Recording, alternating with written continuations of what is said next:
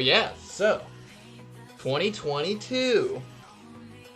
Another great year of video gaming.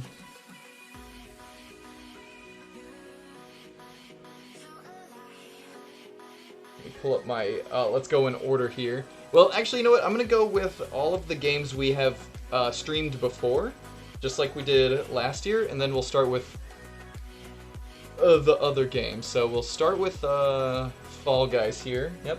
I have my list in order, and then all of my repeats at the bottom. So we started with Fall Guys. Now let me tell you, they made Fall Guys free to play. And when they made Fall Guys free to play, it kind of knocked my excitement down. We didn't really, and plus we didn't really do any characters. There weren't any new characters we did. But we're still crushing children, still taking away their hopes and dreams. So, that's always a plus.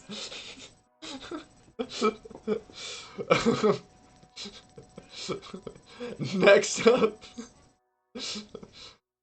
the game we streamed this in early access last year, but this year it finally came out. Rogue Legacy 2. Oh, I love this video game. Hey, what up, Jay? Oh, 10 out of 10. This story of this... What sucks about this... It doesn't suck about the game, but it sucks about the coverage of the game, is that you need to beat it 8 times. You need to beat the game 8 times to get the true ending. And so, a lot of people go through it, and they're trying to get impressions of the game.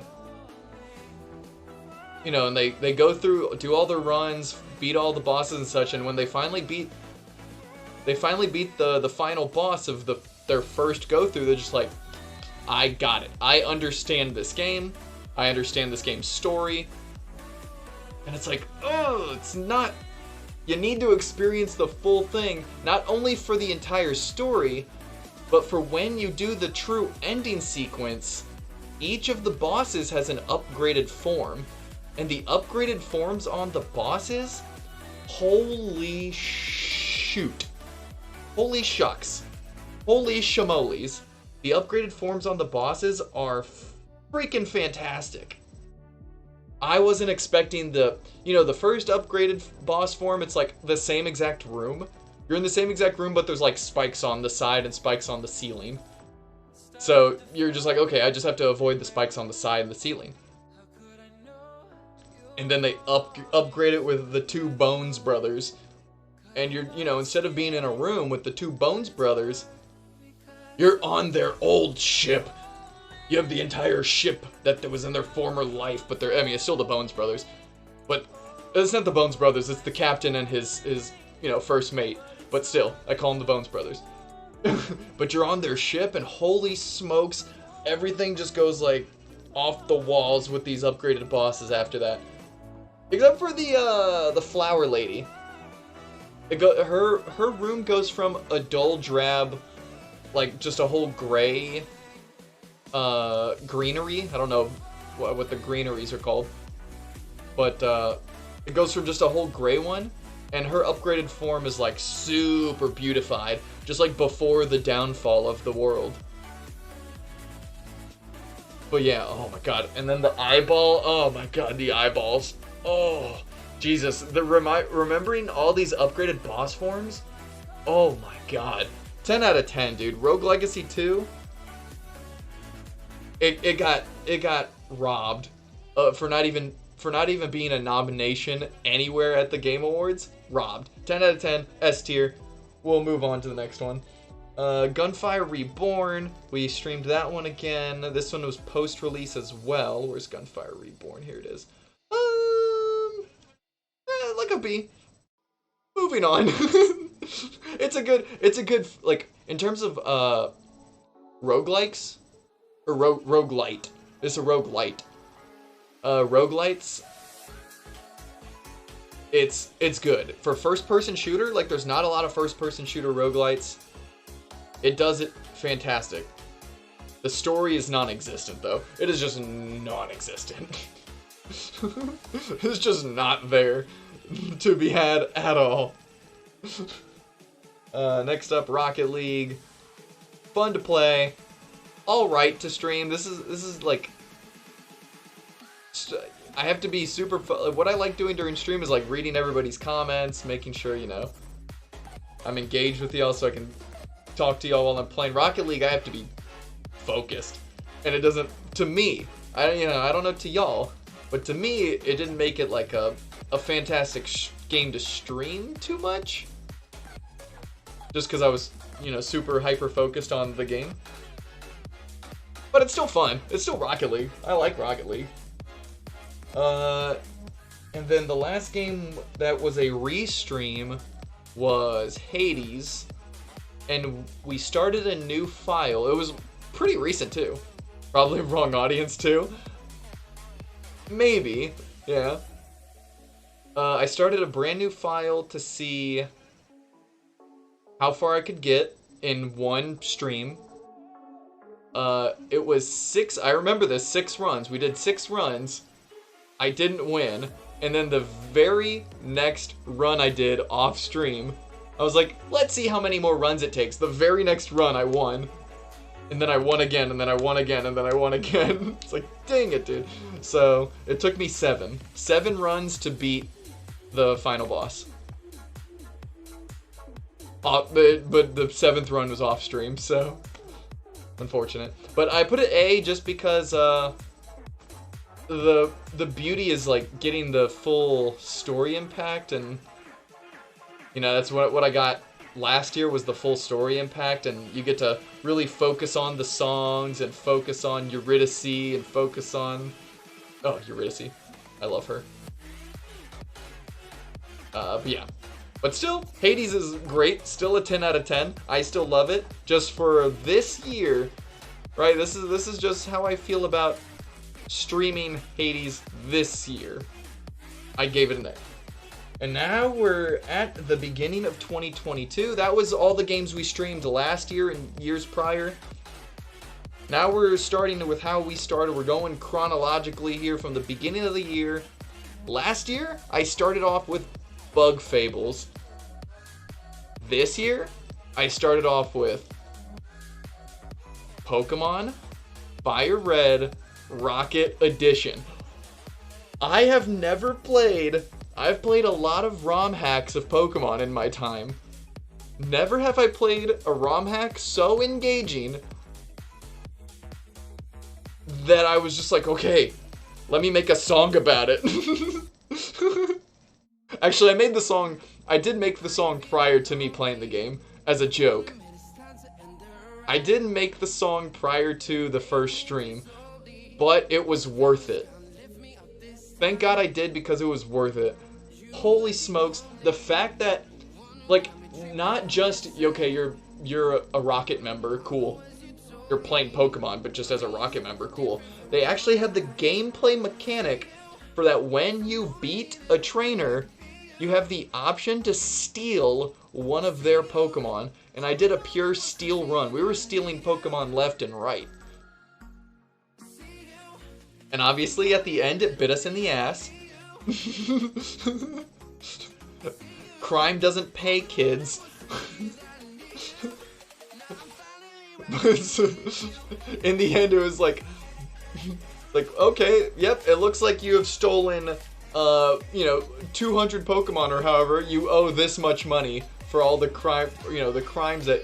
No, yeah, we were in court. The final scene was like you're in the courtroom, and it's like, well, you saved the day, but because there was a little like back alley shady with Professor Oak. Professor Oak was being shady. He was trying to like fuse shit. If I remember correctly, he was like trying to do some shady shenanigans with Pokemon. But yeah, so it's like, oh, you saved the day, but you're also a criminal who stole this many Pokemon. You're going to jail and you have a fine to pay of. I think we were in the 6 figures. We might have been in the 6 figures. Oh, I loved that. This, I don't know if a ROM hack can get as good as Rocket Edition. I'd be willing to find out. But man, that was such a fun experience. Next up we did the third and final game in the trilogy of the Tomb Raider series.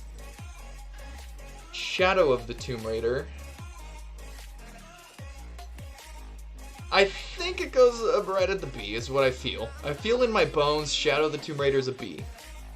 A good game, but nothing that bumps it up into, oh yeah, this right here, this that good.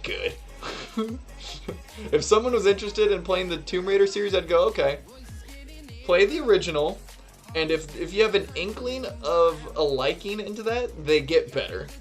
They get better over time, but slightly, but ever so slightly get better. It's not like they make leaps and bounds from one to the next.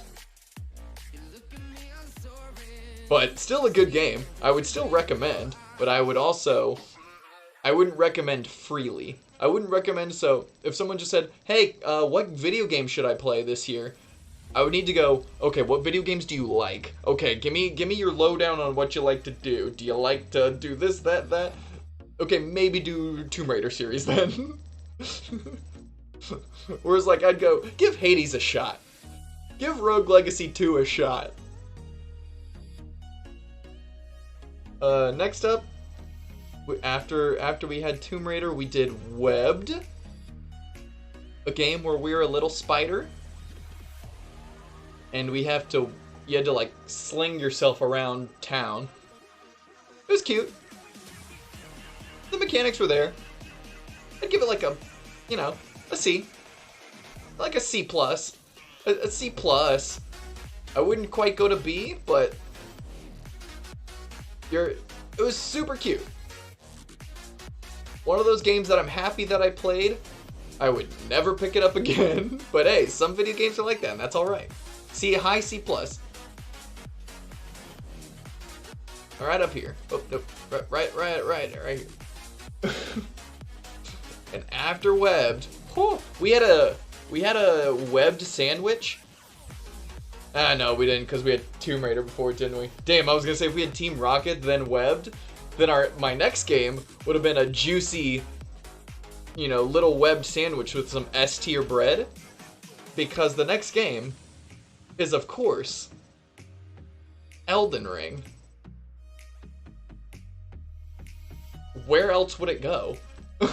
Elden Ring.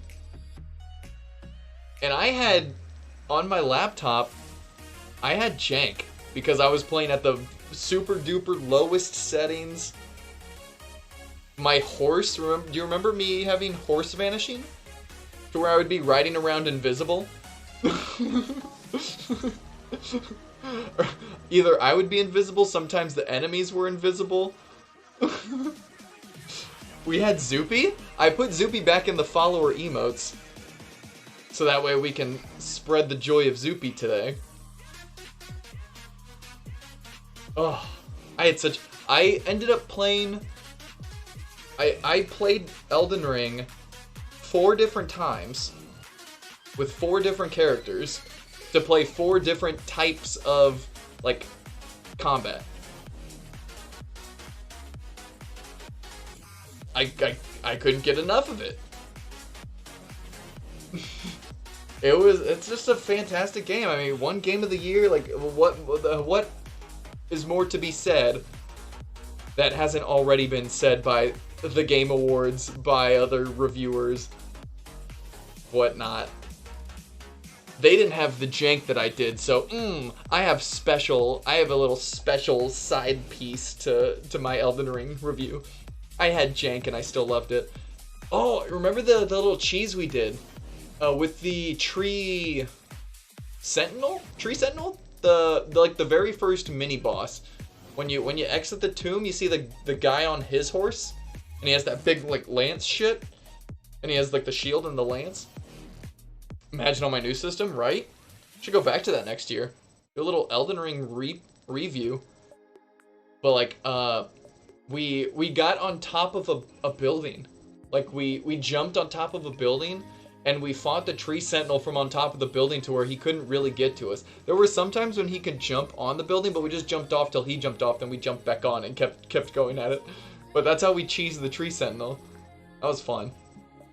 Good, some good cheese. Moving on. A game still in early access, but we streamed this after Elden Ring. Game's still in early access right now, and that is Have a Nice Death. It's getting better. Let me tell you, Have a Nice Death is slowly getting better. I can see where, you know, my early access gaming. I did Hades early access. I did Have a Nice Death. I did Rogue Legacy 2 early access. I did Gunfire Reborn early access. I'm a big early access game. I will support good-looking early access games. I did later on in the stream, yeah, we have Vampire Survivors down there. I did Vampire Survivors early access too. So yeah, so far so good for Have a Nice Death. It will be, I have a feeling this will be a good game when it comes out. They need to work on the story. I'm not too thrilled about the story at all. I couldn't care less about the story for Have a Nice Death, but the gameplay, super clean, super duper clean. I can't wait to see what the final looks like for like future updates. Not gonna do any more of that. It's just a early access game, so nothing much more to be said about that for right now.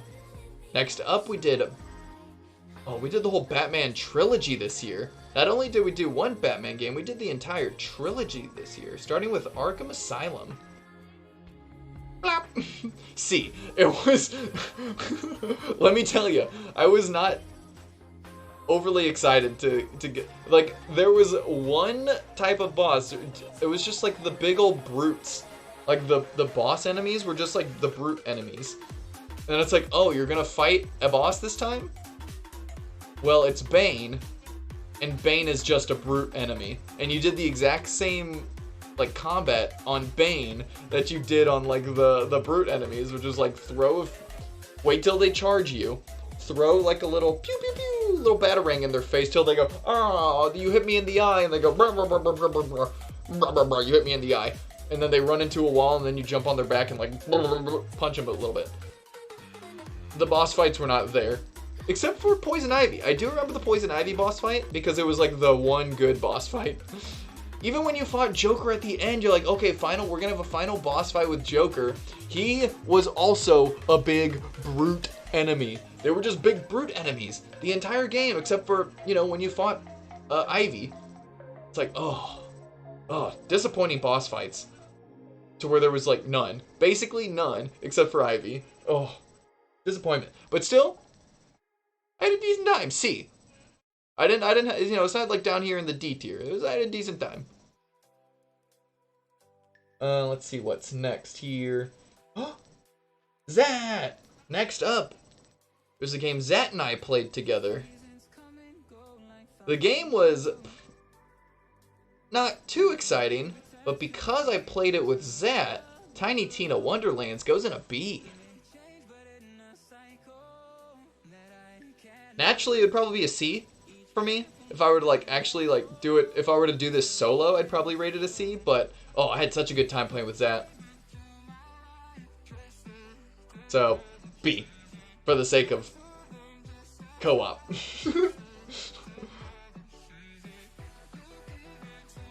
It's just normal Borderlands stuff, but not quite. Not quite.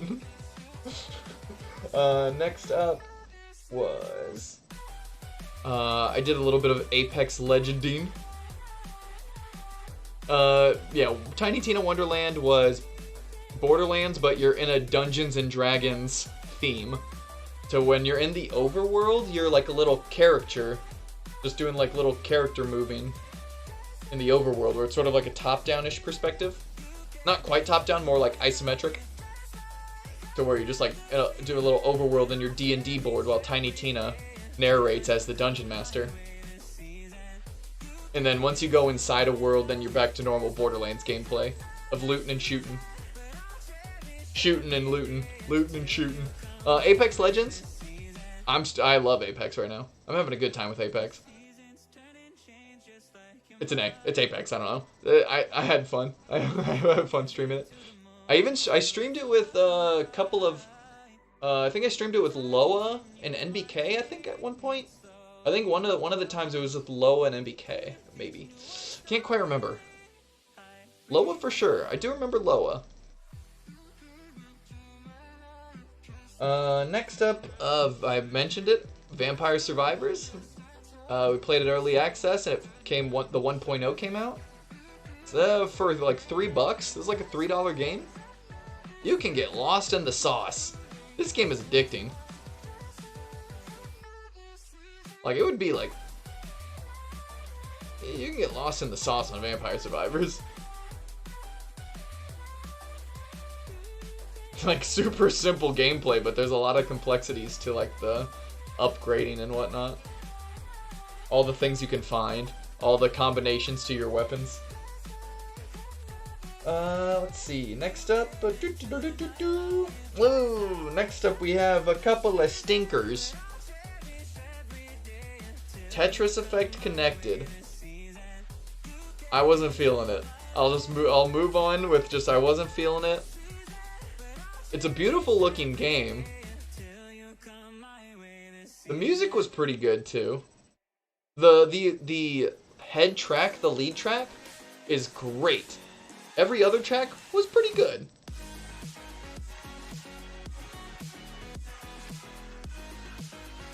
You're hurt with Tetris? Oh, Wonderlands? Dude, because our Wonderland sessions were so fun, it went up from a C to a B. That game was, like, if I were to play it by myself, mainly because I was also on my laptop, so maybe because I was on lowest settings for everything, it sort of warped my viewing of it. But because our sessions were so fun, that's what bumped it to a B. Otherwise, I would have slapped it down. If I was playing by myself, that would have been a slap down here in C. Our sessions were so fun that you have to, like, just bump it. You have to just bump it up to B. Honestly, like, top of B. Like, right there. Like that. Like there. Or if we're gonna arrange this by, like... S tier, there's no ordering for S tier. S tier, once you reach S tier, then you're all... You know what I mean? You're all 10 out of 10 once you reach S tier.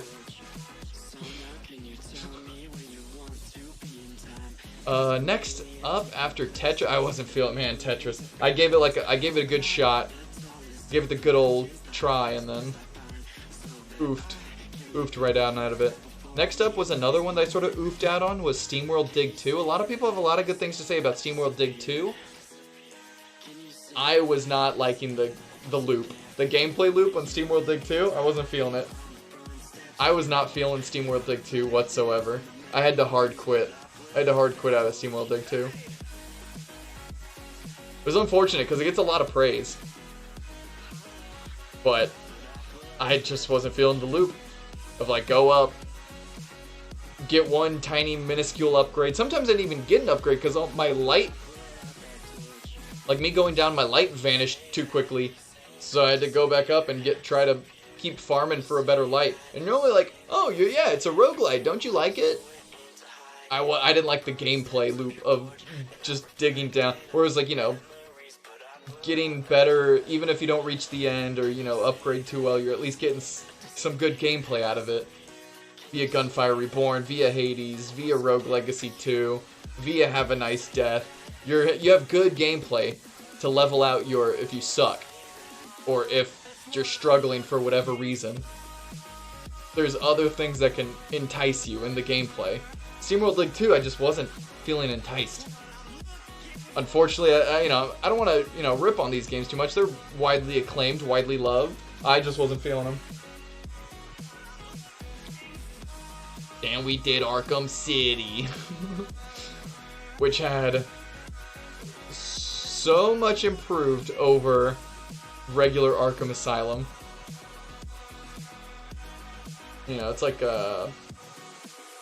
right under Tomb Raider. Good stuff, man. I was happy that it got a little bit of a uptick. You had the nice flying around the city, going from place to place. The only thing I would tell them is quit it with the Riddler trophies. I was with the original one, this one, the third in the trilogy. God, the Riddler trophies are so annoying. I wanted to fight Riddler, man. I just wanted to fight Riddler, but they wanted you to collect everything. God. I'm not doing that to fight Riddler. He wins. Riddler wins, okay? Riddler can have the entire city. But yeah, improved over the original Arkham Asylum.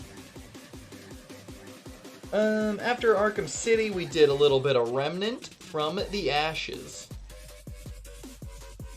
I didn't know if I would like this game or not. I was pleasantly surprised. I know you're like, oh, you're putting it at C. You're pleasantly surprised?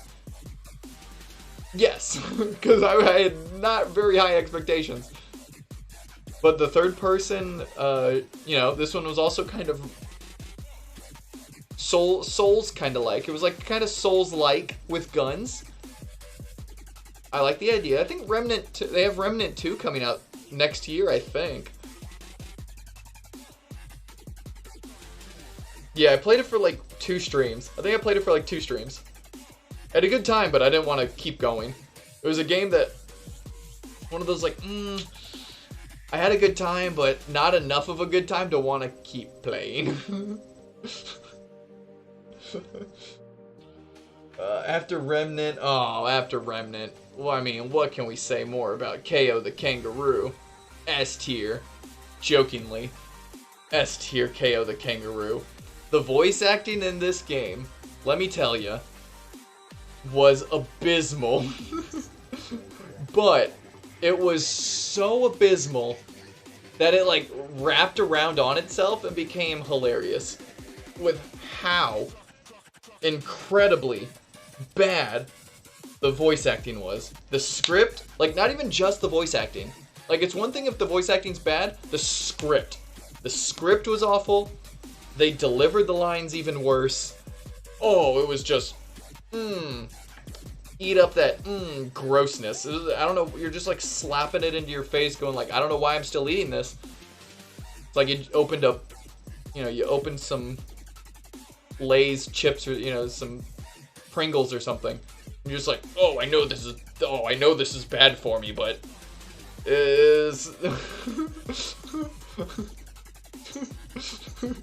I know this is bad for me, but I just gotta keep shoveling this in my mouth. I wish the voice actor was like they just pulled a guy off the street. They just pulled, like the entire cast, but specifically the protagonist, KO, our main guy, KO the Kangaroo, they didn't even attempt to do an Australian accent. It'd be one thing if they did an Australian accent and it was god-awful, because it's like from, the Sweden or something, wherever the company was. Sweden, the Netherlands. I don't remember where their company was from that did this. But it's not like they tried to do an Australian accent and it was god-awful. It was just, they pulled some guy off the street and he was just doing his normal voice. Which I'm not saying he has a bad voice. I'm just saying he has a bad voice for KO the Kangaroo. I would just go on Twitter and be like, hey, anyone want to be a voice actor who lives in Australia? Contact us here and, send in some voice act, give us a brief synopsis of your talents. And then sign one of those bad boys up. Oh my god. I'm sure it was just one of the devs. Probably. It sounded like the entire cast was just the devs. Like they did. You're probably right. It's not like they pulled someone from the streets. They just pulled someone from the devs and said, hey, say the lines. God, it was such a confusing. Such a confusing experience to who wrote this, which is, I guess, in the credits. Who wrote this? Who voiced this? Why did they not check the dialogue? Did they not go, this dialogue looks awful? And at the end, oh my god, I remember the end sequence. The end sequence is a fourth wall breaker. They break the fourth wall for the first time, and the only time. They like, oh my god. They do a Porky Pig. They pull a Porky Pig. They hit us with that's all, folks. You like the KO turns to the camera, gives a good old wink, and then it does the circle close-in. It does the Porky Pig circle close-in.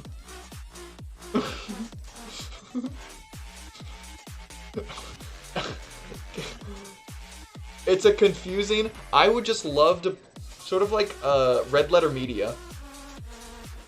Like we should just do a Red Letter Media game. And if you don't know Red Letter Media, they're a group of guys that reviews bad movies, like B-tier movies. They review B-tier movies. I feel like we should just have a B-tier game every year. Like, why is this the game the way it is? And that's what KO the Kangaroo was this year, was why is KO? Like, that's it. The end of question. Why is KO? S tier. You know what? S tier. It's so baffling that I had a good time. I had a good time with KO the Kangaroo because I was so busy laughing at every little dialogue option that they had. Oh, so bad that it's good.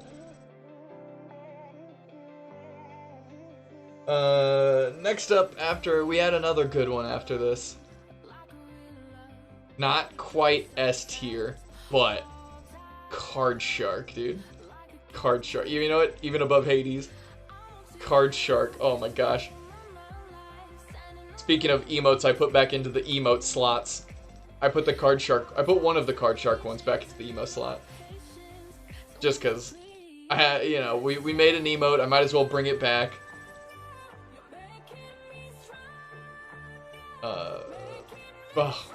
What a game.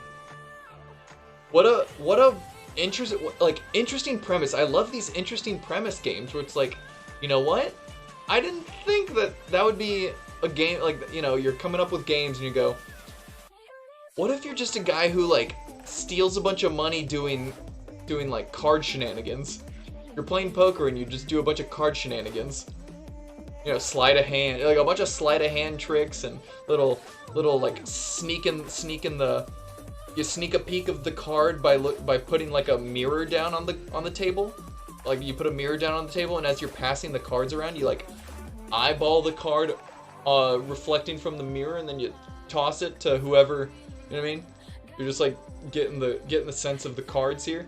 Like all the different card tricks they did, so many card tricks. Like just the art of thievery with card tricks. What a premise, man. I wasn't too focused on the story too much. I honestly can't tell you much about the story of Card Shark, which is probably why I gave it an A tier. I just love the idea. Next up, after Card Shark, oh boy, we get a fun little platformer with Yooka-Laylee.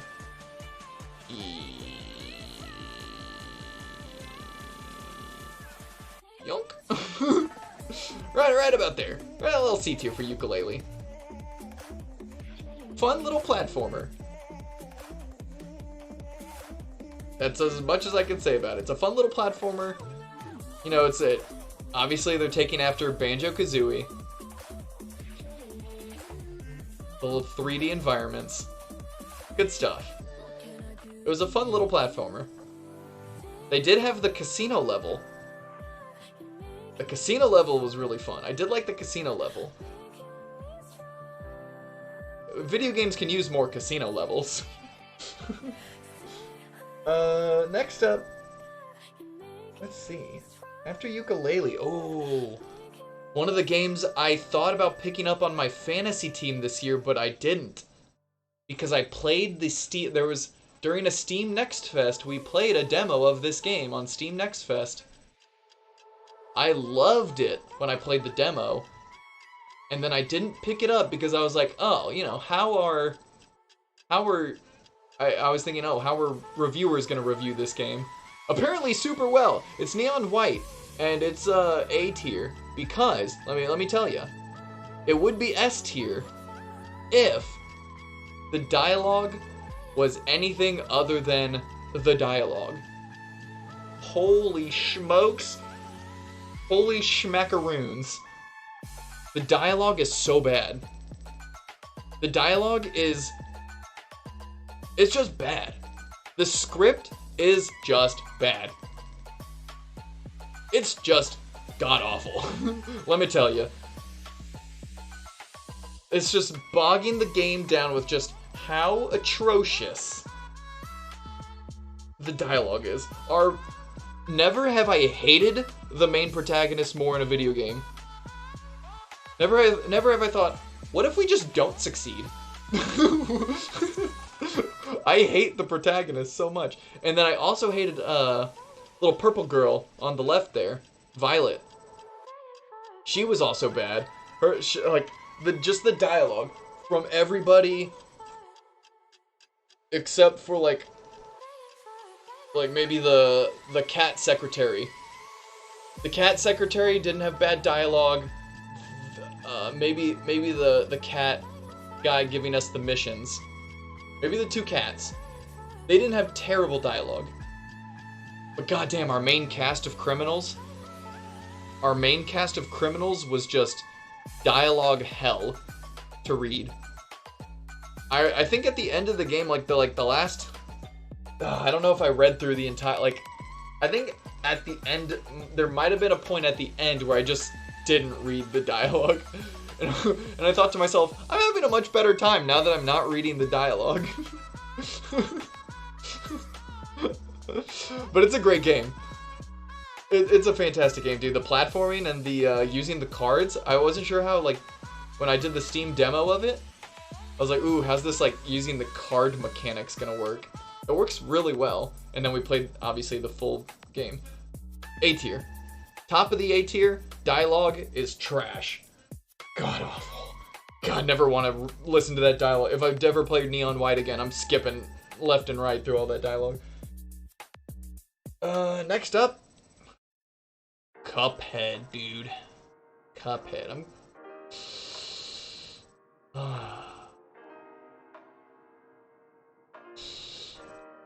Top of B? Maybe top of B, a B plus. I'm thinking B plus for Cuphead. Ooh, Jay says A. I can be convinced to have A. So why I'm rating it a high B plus is there were some times where the combat was so infuriating. Obviously, that's the point of the game, is to be a hard video game. The combat was so infuriating for me at a point, though. It would be S for J. I admit, just to watch, if I'm watching someone play Cuphead, fantastic, because the game looks incredible. You know, we'll do half and half. We'll do a half and half with J. Bottom of A. Because man, I was pretty frustrated, but it's a good game. Stylistically, the music is fantastic. Visually, it looks good. But holy smokes, there was some real salt. Some absolute salt. Oh, just overflowing. The doctor says, oh, you gotta watch your sodium there, buddy. Oh, I was yelling. I was screaming and yelling and... oh, very, very un-queso-like types of screaming. I had... oh, wait, I think I plugged my salt emote in a tier 2 or something. Yeah, I have a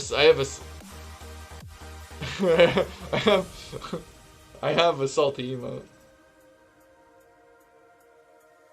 Oh, you know what I don't think I have?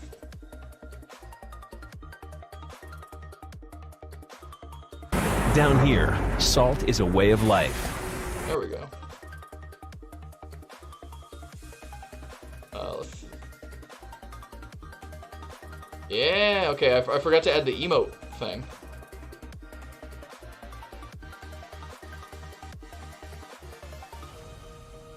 Yeah, okay. There we go. Now we can do emotes. But yeah, I have the salty one in the tier 2 right now because there wasn't enough room. But I have it. But yeah, I have all the Christmassy ones, the Christmassy wintry emotes in my tier 1s for everybody. So yeah, super salt for Cuphead. Super duper salt for some like the earlier levels weren't bad. Like the first 2 levels, I didn't get hit once. I did like a perfect run on like the first 2 levels, I think. I was like, oh, people are calling this hard. Okay, maybe I'm just a god gamer. And then as soon as I said guh, it's like, oh, maybe I'm just a guh. The game just like smack. Oh, okay, my bad. I apologize. Next up, a little bit of Wonder Boy. Boop. Once again, man, I love these like stylistically great looking games. I love the look of Wonder Boy. The gameplay, it's alright. It was alright. It's C tier alright gameplay.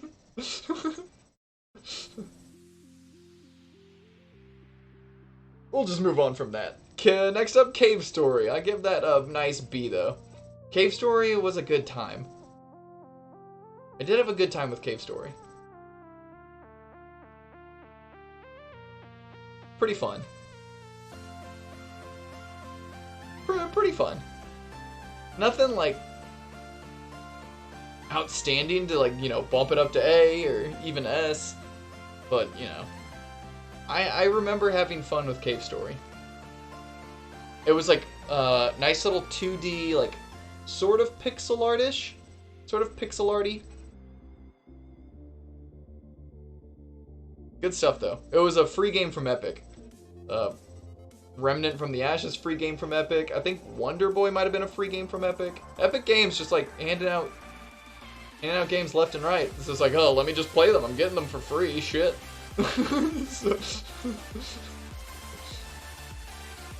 Epic Games out here just throwing free games at everybody. Next up, after Cave Story, oh yeah, we did part 2. We did part 2 of The Great Ace Attorney.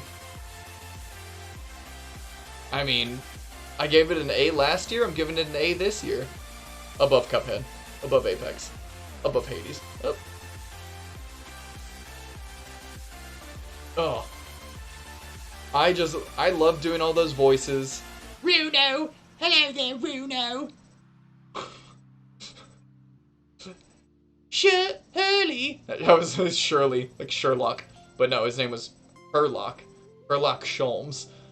Hurley! Runo! Susie!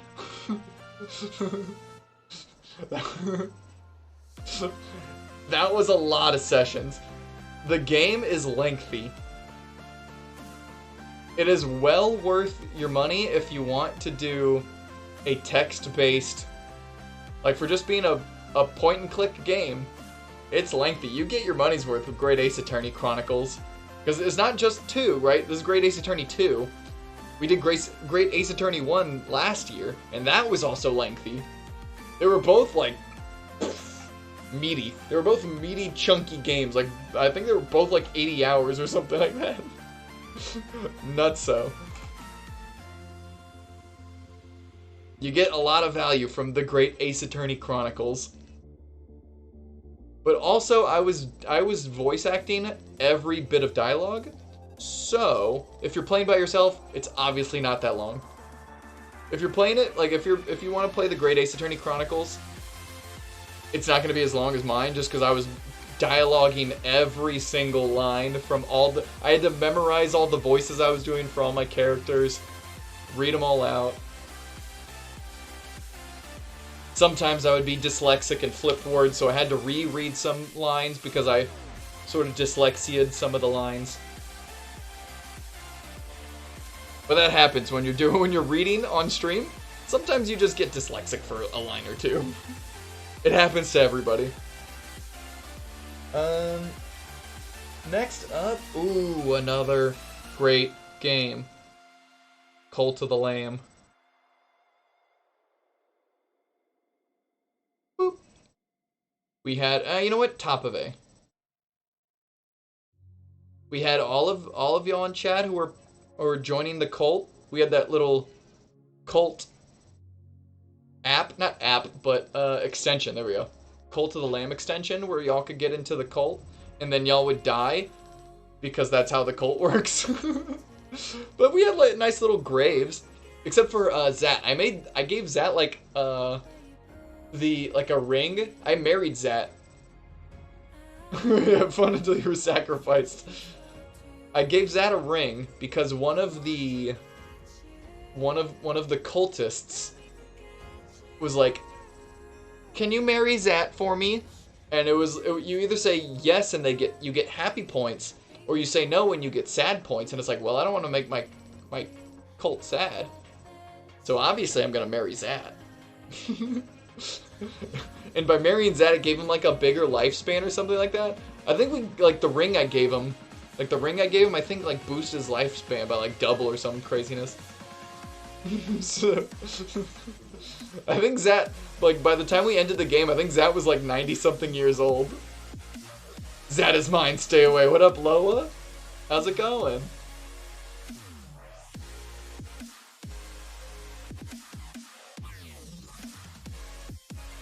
But yeah, Cult of the Lamb, all our fun little cult members. Zat, we married. And I didn't have a hard time. Like, I saw some people saying that like managing your cult was hard, or that like there would be too many people dying or too many like fights breaking out, but we didn't have fights break out once. Like we didn't have to put anybody in jail. There was like, oh, you can you can throw your cultists in jail if they're gonna start riots and stuff, but it's like, my cultists were all nice. Y'all got the bad cultists. You can't sleep, so you vidya game? Nice. I'm gonna vidya game after we do the tier list. We're on the back half of the tier list here. Ooh, I think we're coming up on October. Maybe.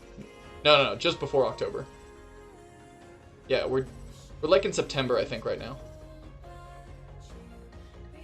Coming up on October, though.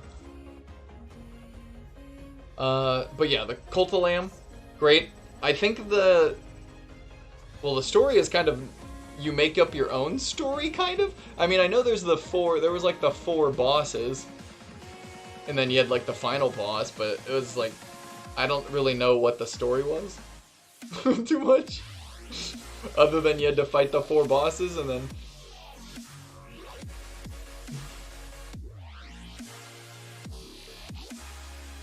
I liked the idea of running the cult, and then the combat. The combat was so generic. That was unfortunate for Cult of the Lamb. The combat was so generic.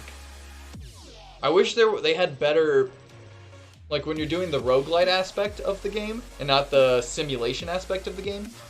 I wish the roguelite section was better. It was not great. It was a very mid roguelite section, like a C tier roguelite section. But the simulation was super fun. I enjoyed having that extension. If I didn't have the extension, maybe it would, be a B tier game. But I loved having y'all at the, joining the cult, seeing y'all roam around, and then y'all die of old age. Or we sacrifice you because we don't want you to die of old. It was like, it was like, oh, so and so's getting old, and like they're just not, when someone gets old, they don't work on the cult anymore. The cult doesn't get any work done from them, so it's like, oh, okay, let me just sacrifice them so they don't die on us. Yeah, you know what, but sometimes you're running a cult. You have to sacrifice every now and then. Maybe people, like, didn't sacrifice so I remember we did have some unruly cultists at times. Because sometimes it was like, oh, do you want to accept these cultists? But the downside is they are dissenters. And you go, because it's one of your own cultists saying, please accept these cultists. And it's like, well, if you say no, they're going to be pissed off at you. So you say yes, and the dissenters come into the camp. And then as soon as they come into the camp, you run into the church, and you sacrifice the dissenter immediately. And everyone's like, yay, sacrifice! And you immediately dispel the dissenter. And it was like, why are people having a hard time with this? This is not really hard to make your camp happy all the time. It's an honor, Jay. It's an honor. You had the entire cult in a circle around you as you were being lifted to the heavens, and then the blood splatters down. You had the entire cult around you going, oh! It's like in Cats, the musical, when the Jellicle cat gets raised to the tire in the sky, and everyone's like, oh, she's being raised up to the big tire in the sky.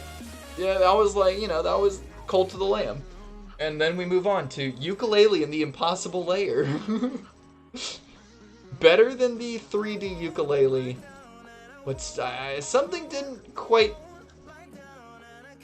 mesh with me very well.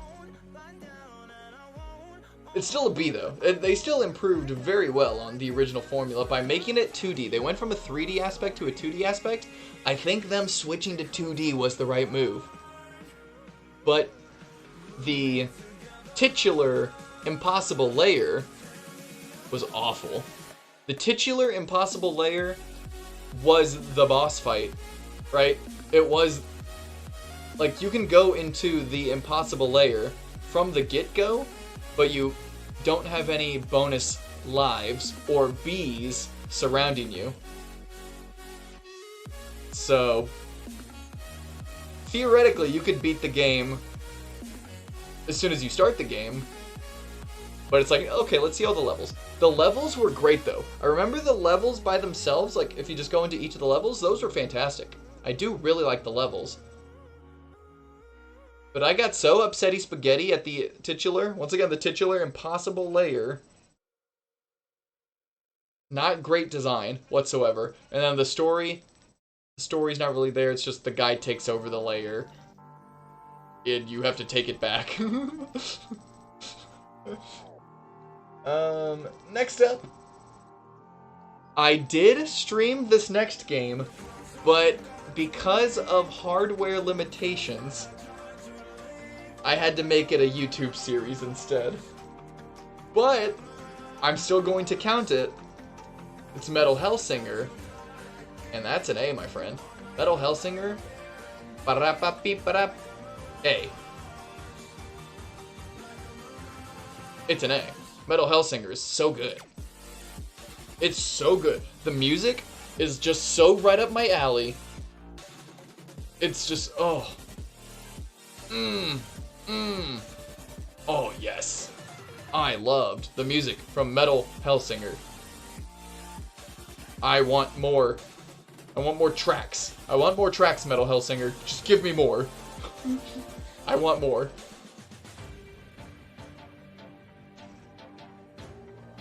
With like Howard Jones. Give me Howard Jones. I need a Howard Jones track on Metal Hellsinger. I think they did, you can put it in yourself, honestly. The devs themselves put out an instructional how-to on how to import your own songs into Metal Hellsinger. And it's like, well, okay. Good stuff, man. The devs are just like, hey, if you want to listen to your own shit while blasting demons, here's how you do it.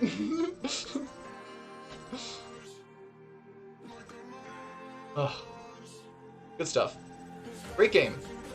But the story, kind of, I don't want to say non-existent. The story is there. I just wanted the music. I just wanted to blast demons to the music. Needed a backup plan just in case the song sucked. Yeah.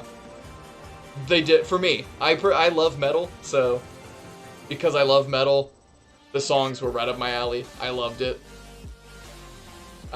It's an A. It's fantastic. Tatiana from Ginger. Oh. Alyssa White Cruz or something like that? I think it's White Cruz. Or Cruz White? No. Or she has the hyphenated name. But she's from Arch Enemy. The Arch Enemy singer. That Arch Enemy singer, dude. Oh, that was such a good track. That might be one of my favorite tracks on the whole game. And it was like the first track out of the, after you do the tutorial and the introductory level. Like the very first level where it's like an actual singer is Arch Enemy. Oh, I love that song so much. Oh. Next up, after Metal Hellsinger, we did, RIP, for multiple reasons. For multiple reasons, RIP on this next game. Mainly my fantasy team. And if you follow Fantasy Critic, you know it's the Outbound Ghost. I'm still giving it a C, though. I had a good time with it. I wouldn't, like, if I were to actually give it a critic grade, it would be what the game sort of got on OpenCritic. Like, I would sort of rate it around the same, too. If I were to give a actual critical, you know, review of Outbound Ghost, I would rate it just as low. I would rate it just as low. But I had a good time with it. Game is a 67 to 69. No.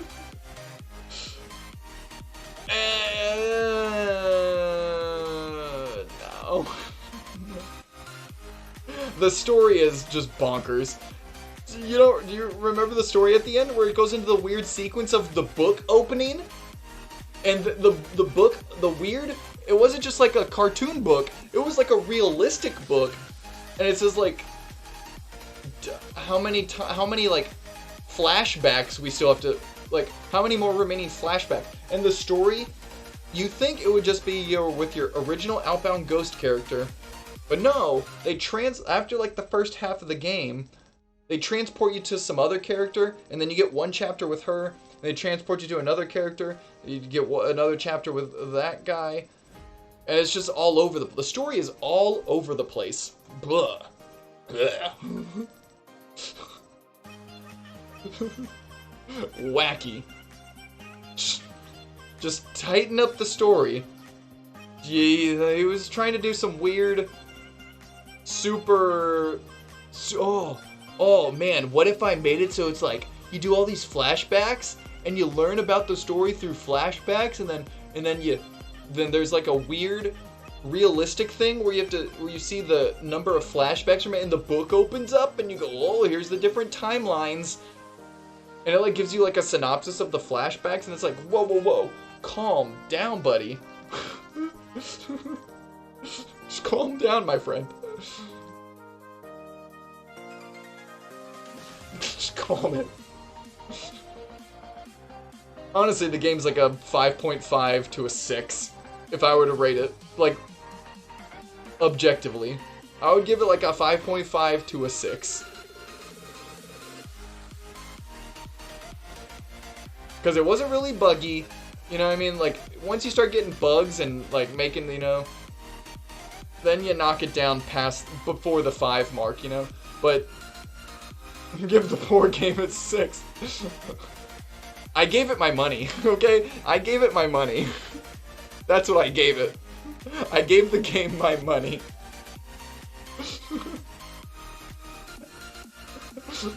And a C tier, you know? And I gave it a C tier, okay? I gave it my money and time. I had a pretty good time with it for what it was. But it was just, the story's just batshit insane. After Outbound Ghost, we did Arkham Knight. And this was the beginning of Spooktober.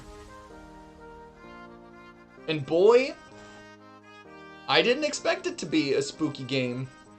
Did I forget Fire Girl? Fire Girl was last year. Fire Girl was 2021. When I was doing my 2021 review, that was Fire Girl back there in 2021. Yeah, didn't forget it. That was last year. Yeah. Yeah. Oh, weirdly enough, right? It seems like it was not too long ago. But it was an entire year and a half or whatever. Yeah, that was 2021. Nutty. Because Fire Girl. Fire Girl doesn't seem like that long ago, but it was.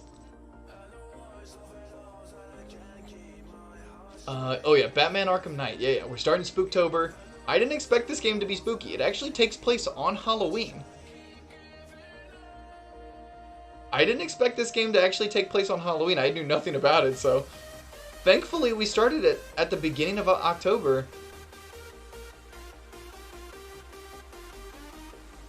Like a high B, though. It's better than City. You know, we can even knock City down a peg. Better than Arkham City.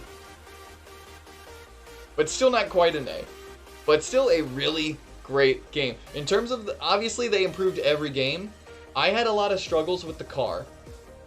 The car sequences were just, not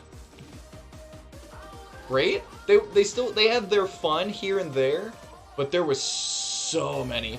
I wish they didn't do that many car things. They really wanted to emphasize that car. Good game. Combat, it was Batman combat. The story was better, the boss fights were better. The car was a slog sometimes. Sometimes it was a slog. But still, really great game. Spooktober, man. We got Control. Let me tell you. I don't know. It's like A+.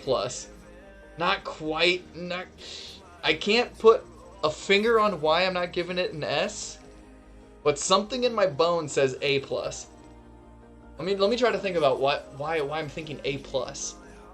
Why am I thinking A+ for Control? Boss fights? I think there weren't really any boss fights, and I think like the ones you got were not good. I was also playing it on my laptop, so maybe it's some laptop jank. But Professor Darling, man, Ashtray, yeah, maybe you're right. Maybe it is. Yeah, let's throw it up here. Let's throw it up an S. You're right. The Ashtray Maze, dude, pretty cool. Because it had that sick-ass rock song. It had that sick-ass rock song when you're going through it. And then, yeah, Professor all the little, like, live action with Professor Darling, those are actually pretty fun.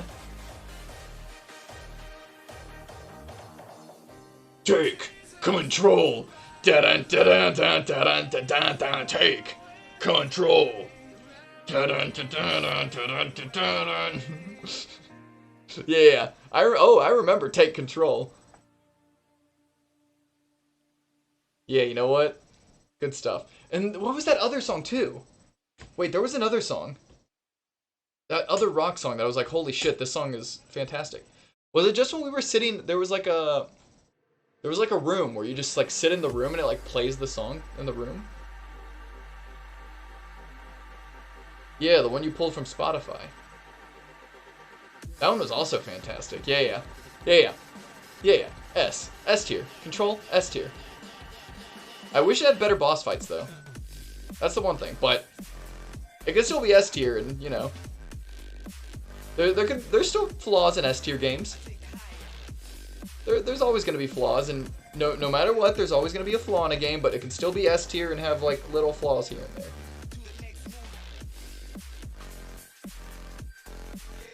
Never forget the rendition of the Control song in the Game Awards Orchestra.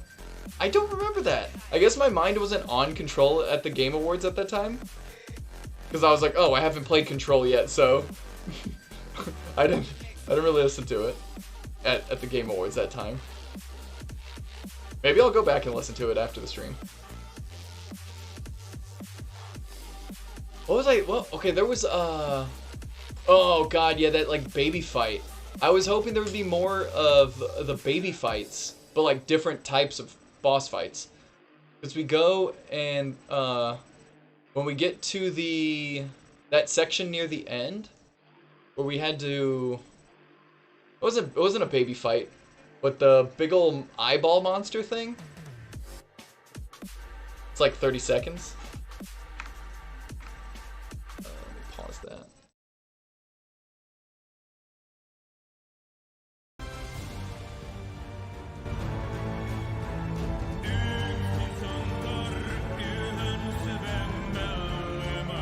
Oh yeah, like the... Okay, I remember this song. I remember this song.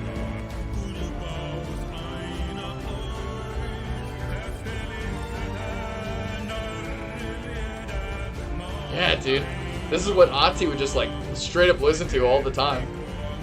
There was a lot of this.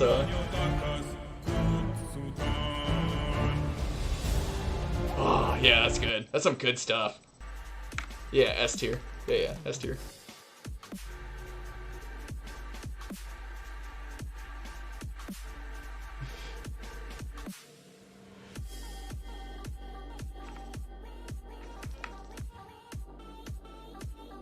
Zed also has the best emotes. Yeah, let's.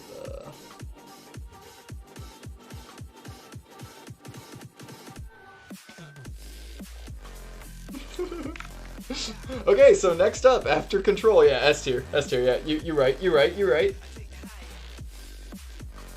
Next up in Spooktober, we did a little bit of Alice, Madness Returns. I was thoroughly impressed with Alice. I had no clue what I was expecting out of Alice, but I was pretty impressed with it. Honestly, might be up here in A. Might be.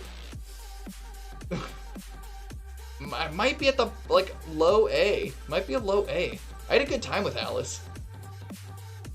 She had a like they didn't have to. They gave her different dresses when you entered a new world.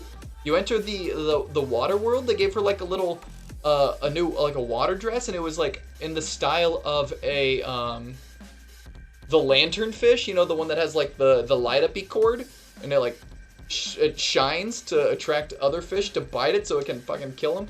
Yeah, the dress was styled after one of those dresses, and I was like, oh my god, they're putting some effort into these new dresses.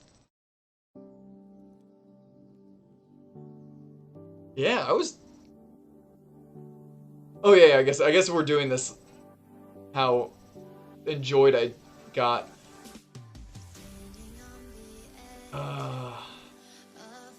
There's not really from Metal Hellsinger to like Ace Attorney here. There's not really a big difference between games. There's not really a big difference between like they're all like 9.9s basically. not really 9.9, you know, but like they're all top A tier. They're all like A pluses. If we added like a new tier for like A plus, they would all go in the A plus tier. Maybe I should add A pluses and B pluses and such.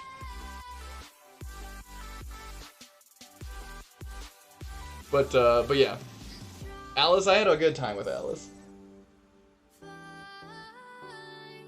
Like the Cheshire Cat too. Oh, I loved oh man, just thinking about the Cheshire Cat was so cool. I loved their version of the Cheshire Cat, man. Good stuff. Good stuff, man. Wacky.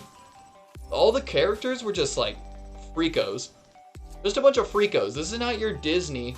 This ain't your Disney shit. This is your natural, like, wherever Alice originated from, probably German. For this wackiness, it's probably like some old German story. You tend to love everything, so you're not sure if I would put everything in S. Yeah, so I'm like, I wanted, you know,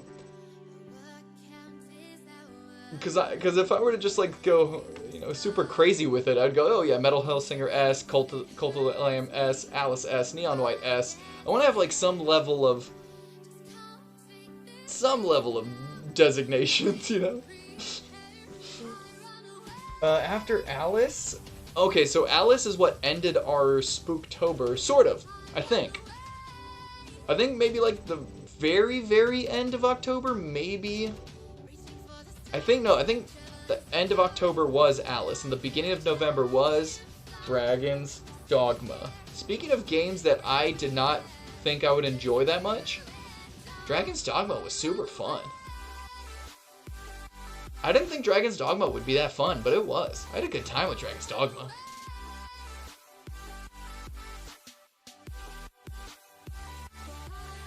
I had a good time.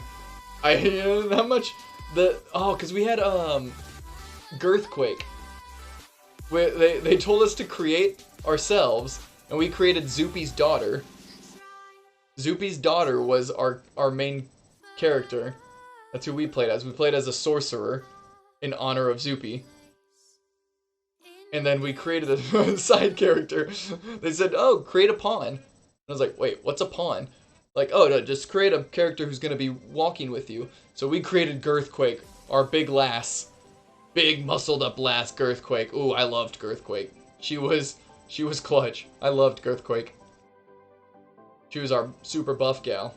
Fantastic. And she had the pigtails. Girthquake had the pigtails. Yeah, the magic? Please don't say Girthquake again? Oh, what? How can I describe Dragon's Dogma? Our stream of Dragon's Dogma without mentioning our main pawn, Girthquake. With the ponytails.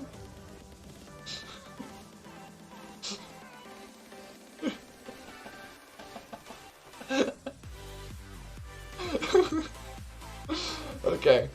But yeah, the magic, I was so shocked by how good the magic was, because I was like, oh, when I was creating the character, they're like, oh, you can create, you know, the introductory, like, when they introduce you to the game, like, the tutorial, basically, you're playing as a different character. You haven't made a character yet.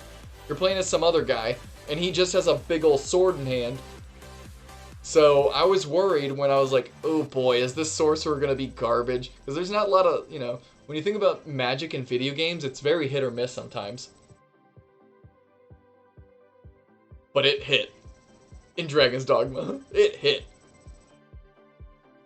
That was fun. I had a good time with that. And so ended the adventures of... Zoopy's daughter was named Zeepo. We just flipped the O's and the I's. Zoopy's daughter was Zeepo. I remember. Yeah. So our main character was Zeepo, and her main best pal Girthquake. Okay. After Dragon's Dogma? Oh man, we're like right here at the end. But hey, it's about time. Crash Bandicoot. I mean, it's Crash Bandicoot. It's a fun platformer with different abilities, man. The abilities, I wasn't expecting all the different abilities. So you could either play Crash or Coco. But then at a certain point they're like, hey, here's Tawna, Crash's old girlfriend, but from like a different dimension?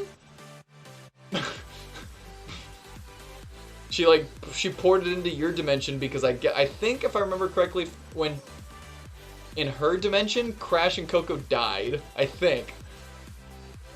Or she might have implied, she didn't say it, but she might have implied it. Oh, A. There's an A. There's an A. A lot of A's. You gotta be super special to get an S. Super special.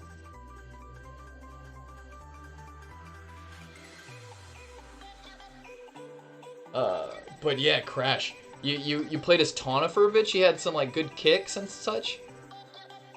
They made her unusually thick. Not a bad thing.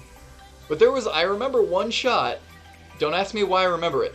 But I remember one shot where they're just like, she's turned around, and you're just looking at the thickness of Tawna. You're just like,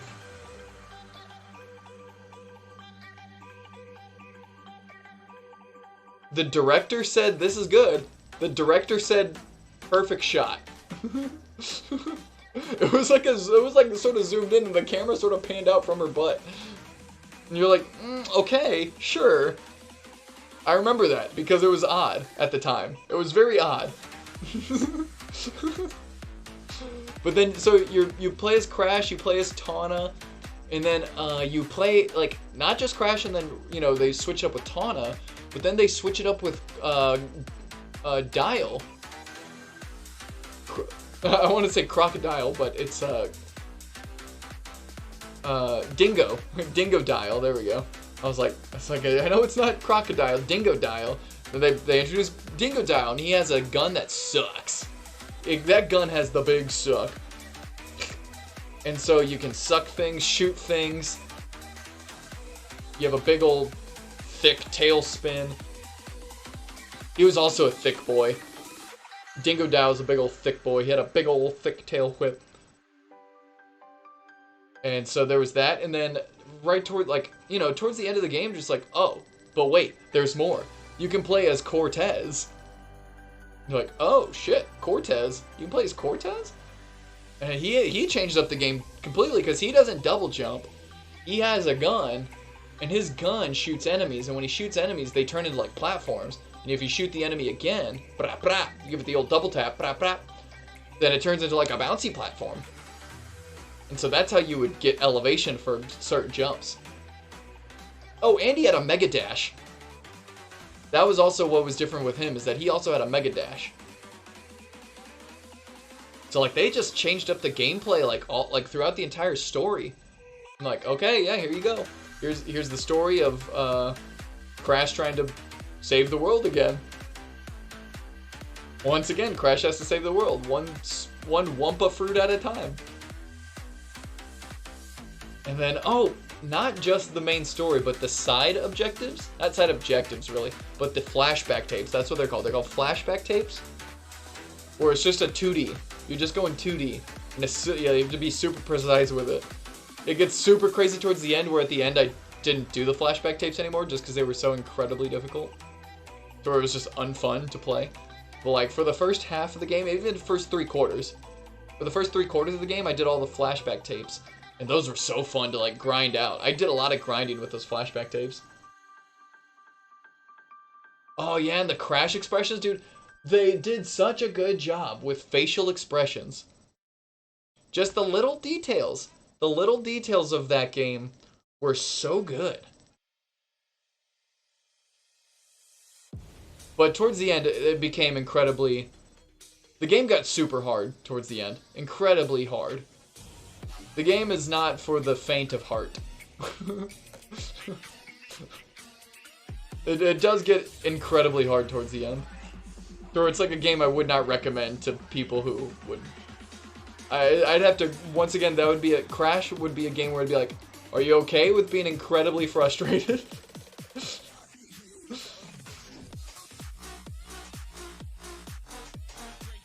After that, oh man, we're the back 3, man. We're in December. Actually, I think Crash might have started off December. Dragon's Dogma might have been all of November. Yeah, Dragon's Dogma was a long game. That was a meaty, chunky game. I think Crash started December. Next up is High on Life. We're already on High on Life. And that was what, December 13th or something? That was like the 13th, I think, if I remember correctly. Oh, where does High on Life go? There's a lot of flaws. I can point out a lot of flaws. But in terms of my enjoyment, despite all those flaws, despite all the flaws, there's a lot to be had. A lot of flaws to be had with High on Life. A lot of flaws to be had with High on Life. It's S tier, though. It's S tier. I mean, it's S tier. The game was so... I laughed so hard. They brought in Red Letter... I mean, we've talked about Red Letter Media. Tammy and the motherfucking... They brought in Tammy and the motherfucking T-Rex. The Mad Lads. Not only did they bring in... Well, the only one I only knew Tammy and the T-Rex. But they brought in, 3 different films. 4 different films. There's 4 different films. It was Tammy and the T-Rex. It was... I can't remember the name of it, but it starts off with that clown singing. Oh, I was getting to vampire hookers. Oh, don't worry, I was getting to vampire hookers. it was Tammy and the T-Rex, the one about the clown singing. I can't remember what that one was. It was like Demon. Was it like Demon something or It was like 2 words. Blood something. Blood. Fuck, I can't remember. But then the 4th one, so the first one we saw was Tammy and the T-Rex. Then there was that one where the clown was singing at the beginning. Then it was vampire hookers. And then if you bought the, if you go throughout the world and you find the hidden chests, the ones like apparent, like right on the open, they didn't do it, but you had to like scour the earth and like go a little bit deeper. You had to go a little bit more into the weeds. And then you found those chests, they would give you like a certain currency, a different currency than your normal pesos. The game's currency was pesos. They just went with it and just said, yeah, we'll just make the currency pesos. Pesos for queso. If you scoured and got the different currency, if you opened the chest and got the different currency, you could go to a special vendor. Space Applebee's, dude, the Space Applebee's. The whole sequence was so fantastic. Between you're talking to your gun. You're talking to the main gun. And then the waiter comes by and asks you for their order, and you can choose between 3 different things. And then he plops down the appetizer. He's like, "What would you like to eat?" And your gun's like, we're kind of busy here. Can you please just leave?" And then you're just like, what should I eat for my main course? You go, I'll take the steak, because this, once again, maybe in space, but it's still Applebee's. So they're microwaving food. So it's like, okay, what food's gonna not be horrific to microwave? Obviously not the fish. So we took the steak, the microwave steak, over the microwave fish. So, he's like, oh, okay, he leaves. And I was wondering, are they gonna do dessert? Come on, are they gonna do dessert? Heck yeah, they did dessert. We're kind of doing something important here. Can you please just leave? Come on, please just leave. Yeah, that's the Morty voice from Rick and Morty. Because it's the same, it's the same guy. That was your gun. Morty was your gun.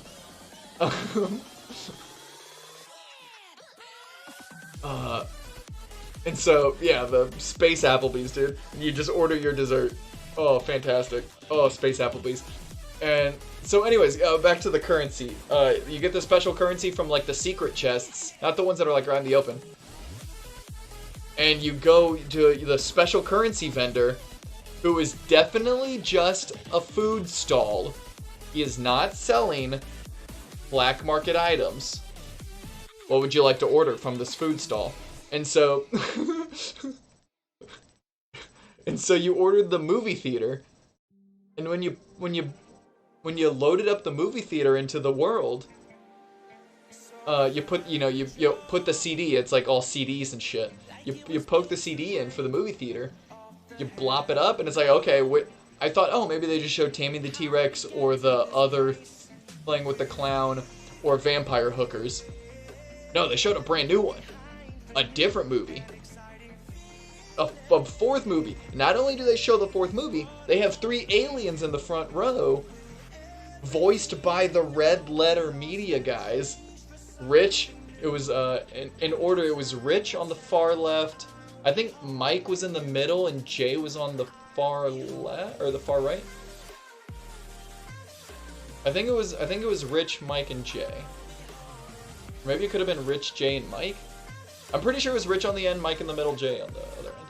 Anyways, but yeah, you had the Red Letter Media guys commenting over the B movie. It's like, oh my god, they just went above and beyond with their shenanigans. And then they had I was just having a good time. It was funny to me. I can understand why people are saying, oh, the comedy sucked. Oh, I didn't have that wasn't funny at all. I loved it. I loved the comedy in that. It was, they had an alien, like midway through the game. Like midway through the game, they had an alien in the main hub. And Homeboy's like, would you like to buy alien cum? What? You're like, did you just say alien cum? He said, you know what? I'll give you the first batch for free.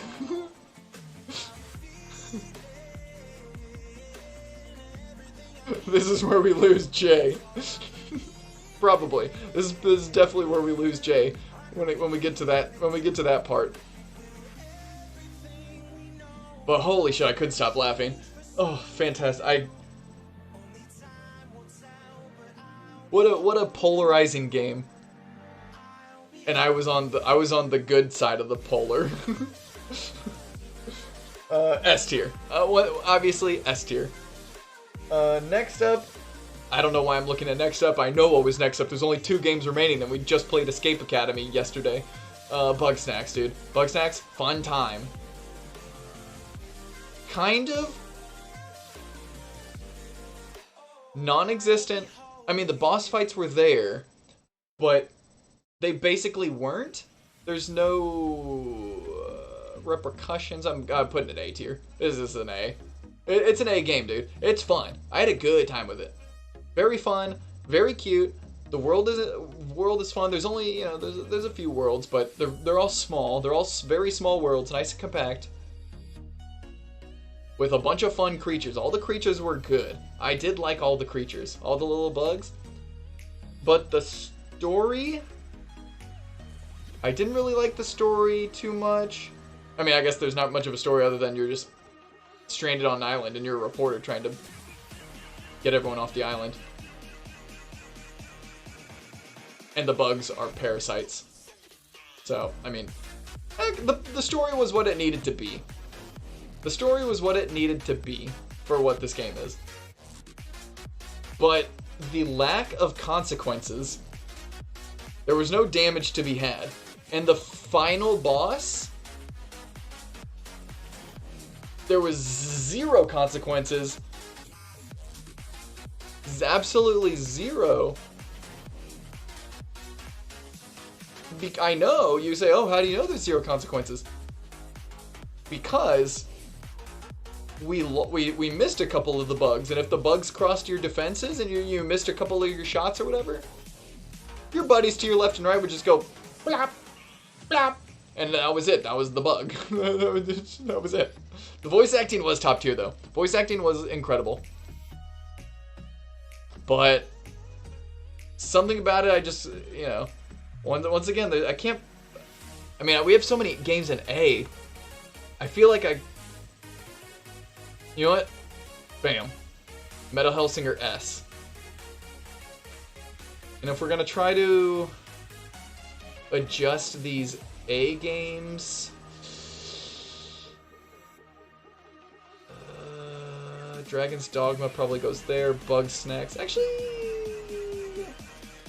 yeah, probably Neon White, Bugsnax, Dragon's Dogma, Cult of the Lamb. Alice goes above Crash. You're splitting hairs here. Once again, this is all splitting hairs. These are all very, very fun games.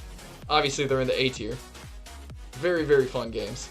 We're splitting hairs on the ordering. The ordering is not really important.